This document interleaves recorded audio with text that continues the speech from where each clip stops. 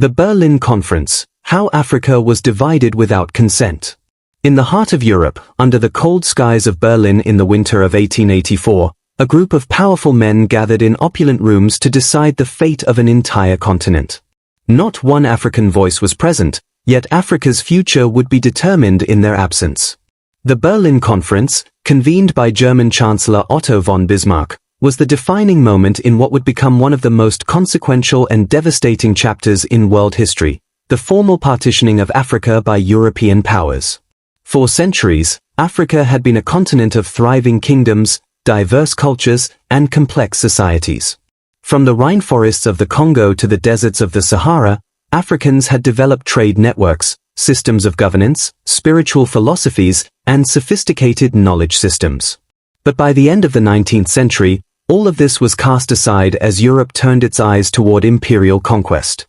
The motives for this scramble for Africa were many. At the time, Europe was gripped by industrialization, and with it came an insatiable hunger for raw materials, rubber, gold, ivory, and palm oil. European powers also sought new markets for their manufactured goods and a solution to increasing social tensions at home. Colonies became not only economic assets but also symbols of national prestige. The logic was brutal and simple: to conquer, to extract, and to dominate. In a bid to avoid war amongst themselves over African territories, European leaders decided to come together to formalize the rules of imperial engagement. Thus, the Berlin Conference was born. From November 1884 to February 1885, representatives from 14 countries convened in Berlin. These included Britain, France, Germany, Belgium, Portugal, Italy, and Spain, among others. The United States was invited but played a minimal role. Most notably absent were Africans. There were no kings, no emissaries, no leaders from the very lands being discussed, only European diplomats, merchants, and politicians negotiating in their own interests. The Berlin Conference was not about Africa, but about how to divide its resources and people without bloodshed among Europeans. Africa was treated not as a continent of nations, but as a blank canvas upon which European ambition could be painted. The conference culminated in the signing of the General Act of Berlin, a document that laid down the principles guiding the occupation of African territories. Chief among these was the doctrine of effective occupation, a clause stipulating that any European claim to African territory would only be recognized if that nation had established control on the ground. In practice, this meant that European powers had to erect flags, build outposts, and secure treaties with local leaders, often through coercion or deceit. The act also declared rivers like the Congo and Niger open to free trade for all European nations and called for an end to the transatlantic slave trade, a gesture of moral righteousness that masked the deeper exploitation at play. Humanitarian rhetoric would become a common justification for colonization, with the so-called civilizing mission used to excuse violent conquest and cultural erasure. Among the most chilling outcomes of the conference was the recognition of King Leopold II of Belgium's personal claim to the Congo Free State. Under the guise of philanthropy and scientific advancement, Leopold secured control over a territory 70 times the size of Belgium. What followed was one of the darkest periods in modern history. In his private fiefdom, Leopold unleashed a regime of terror, extracting rubber and ivory through forced labor and brutal punishment. Villages were razed, families destroyed, and millions perished. The hands of children were severed as punishment for not meeting rubber quotas. It was colonialism at its most grotesque, and it was enabled by the decisions made in Berlin. But Leopold was not alone in his methods. Across the continent, the scramble for Africa intensified after the conference. Armed with treaties signed under duress and the blessing of international law, European armies marched into African lands, drawing borders on maps with rulers and ink. These borders were artificial, ignoring the ethnic, cultural, linguistic, and historical realities of the continent. They split communities in two, forced enemies into the same political space, and sowed the seeds for decades, if not centuries, of conflict. The border between Nigeria and Cameroon, or Rwanda and Burundi, or Sudan and South Sudan, are all products of this era. These lines, drawn with colonial convenience in mind, continue to shape modern Africa in profound and often painful ways. The economic impact of the Berlin Conference and the colonization it facilitated was equally devastating. Traditional African economies were disrupted and replaced with extractive colonial systems. The land was no longer used to feed local populations or support indigenous livelihoods. Instead, vast plantations and mines were created to serve the needs of distant European markets. Cash crops like cocoa, cotton, and coffee became the new currency of survival. Africans were forced to pay taxes in European currency and often had no choice but to work on colonial projects to earn the means to do so.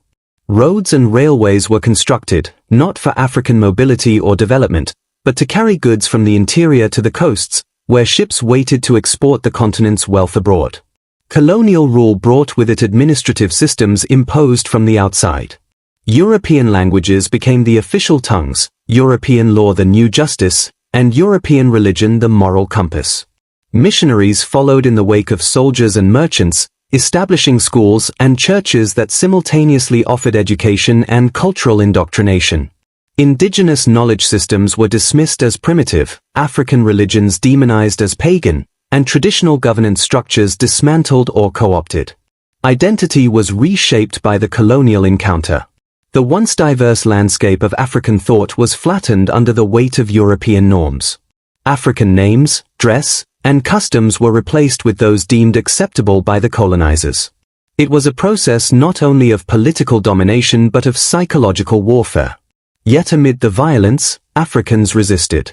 From the Samori Empire in West Africa to the Hera and Nama in what is now Namibia, resistance movements rose against colonial encroachment. These rebellions were often brutally suppressed, but they revealed a crucial truth: Africans were not passive recipients of European rule. They fought, negotiated, adapted, and endured. Over time, these resistances would evolve into independence movements, culminating in the eventual decolonization of the continent in the mid-20th century. But the scars of the Berlin Conference remain.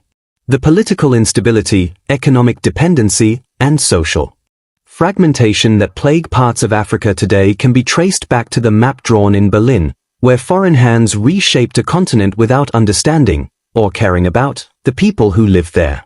The legacy of the Berlin Conference also haunts global geopolitics. It set a precedent for international relations in which the desires of the powerful outweighed the rights of the weak. It demonstrated that law and diplomacy, in the hands of empires, could become tools of dispossession.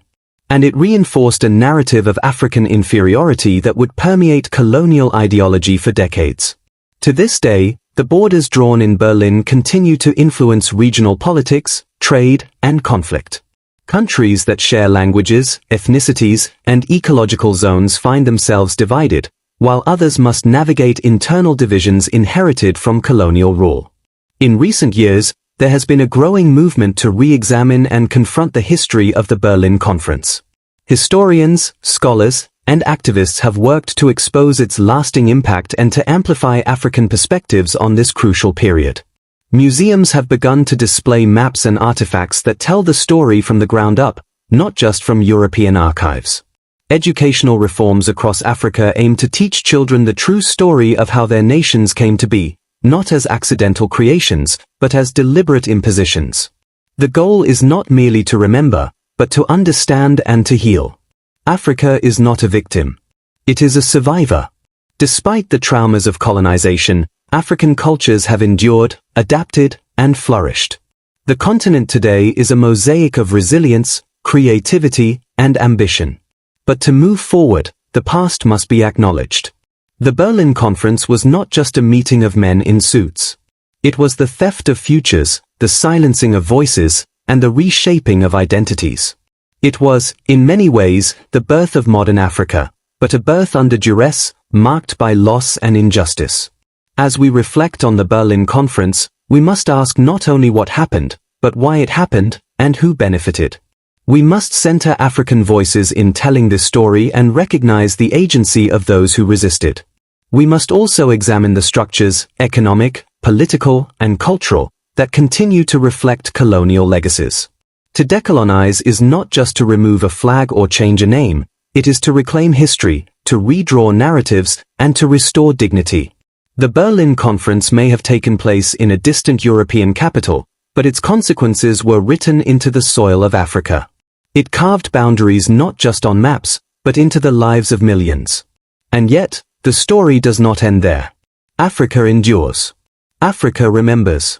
And Africa continues to rise, not despite the Berlin Conference, but in defiance of it.